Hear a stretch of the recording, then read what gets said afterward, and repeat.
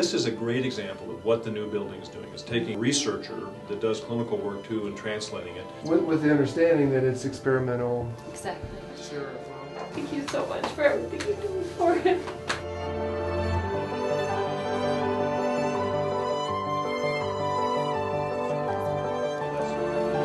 I'm doing much better. I think I do better when he does better. Isn't that crazy? There's always hope when you come here. Always hope. They're wonderful people, so he wouldn't be here today if it weren't for them. Hope has become the trademark of the Animal Cancer Center for thousands of people and their animal friends from all over the world. We got, oh yeah, we got a long way to go. This is why we're going.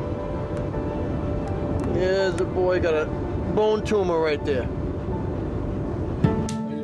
For so many of them, that hope started with one man, Dr. Steve Withrow. I didn't think there was going to be any chance once I heard how bad it was. And Dr. Withrow took care of him. All right, he's going to do well. Okay. Thank you. While offering the best veterinary oncology care anywhere, he simultaneously created an entirely new model for battling human cancers, creating collaborations with organizations like MD Anderson and the National Institutes of Health.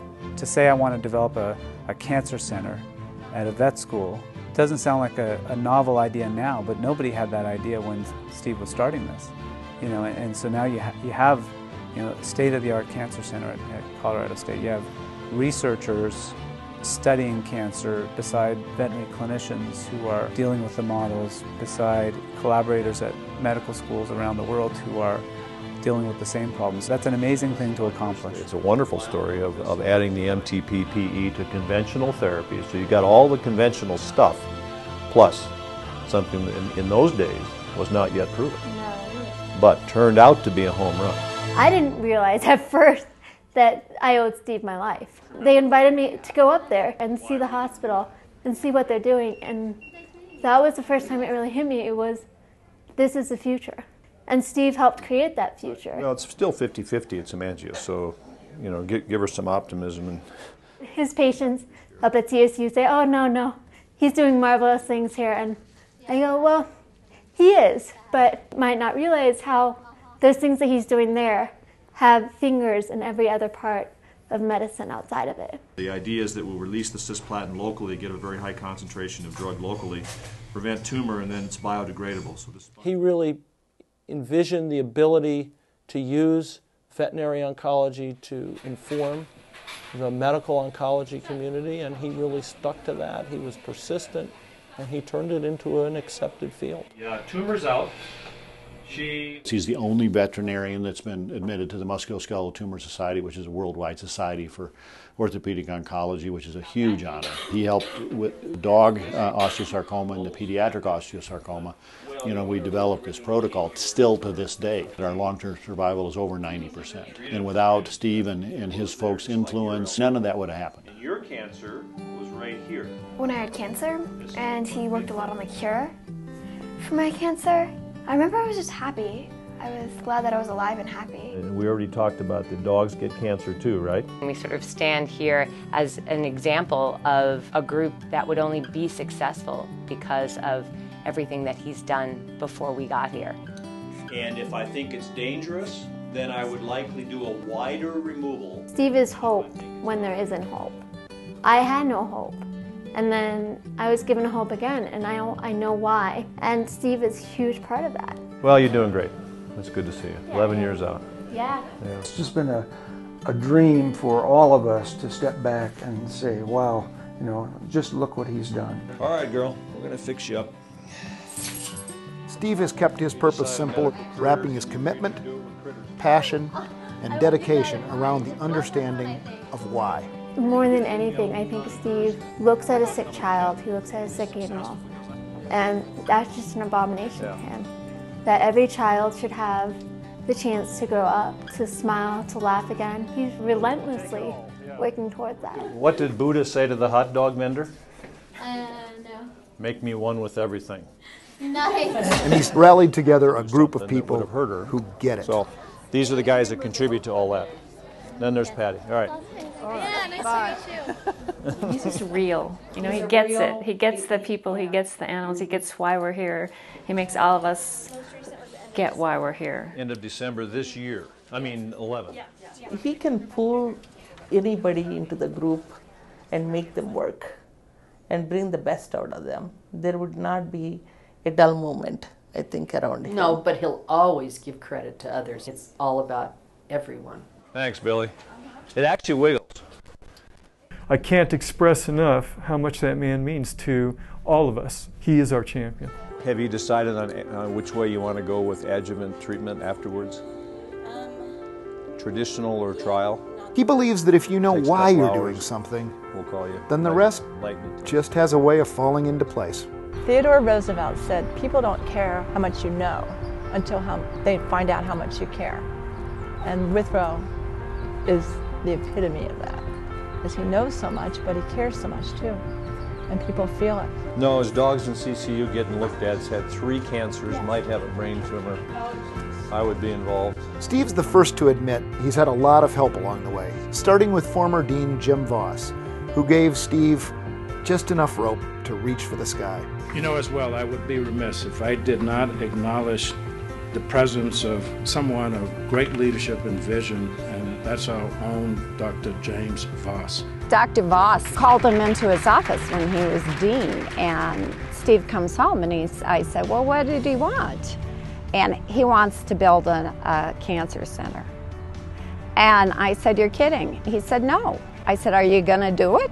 He said, yes. And so that's the way it went.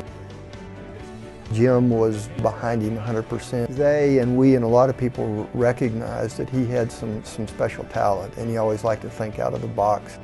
Steve also feels fortunate to have connected with another personal hero, Dr. Ed Gillette, a man he considers a true pioneer in comparative oncology and one of Steve's earliest partners in establishing comparative oncology at Colorado State. By a lot of Ed's projects, we were able to partially or totally fund treatment of a lot of patients, and that helped the service grow. The first CT scanner we ever had in this hospital was bought by research money that Ed Gillette had. It's helped facilitate imaging in all of the areas. Jim and Ed may have helped launch a career, but Steve was his own force of nature. There's just no denying Steve's at the heart of all the events that shaped the creation of one of the finest cancer centers in the world. And he's done it with courage, compassion, and a boldness grounded in a firm understanding of why and of why not. Okay, they have the largest team in the world battling cancer in animals. Help them continue to save lives, please call today, okay? If Steve didn't know why he was doing it, he wouldn't have been able to lure a 4-star general out of retirement to be the national spokesperson for the Animal Cancer Center and the keynote speaker at its dedication. I am so proud of what you all have done. I'm proud to be affiliated with you all, even in the least matter, and I promise you that I will continue my dedication to what you're doing for many, many years to come.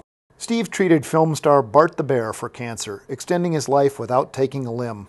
Overwhelmed with gratitude, Bart's trainer and best friend asked how we could help raise awareness.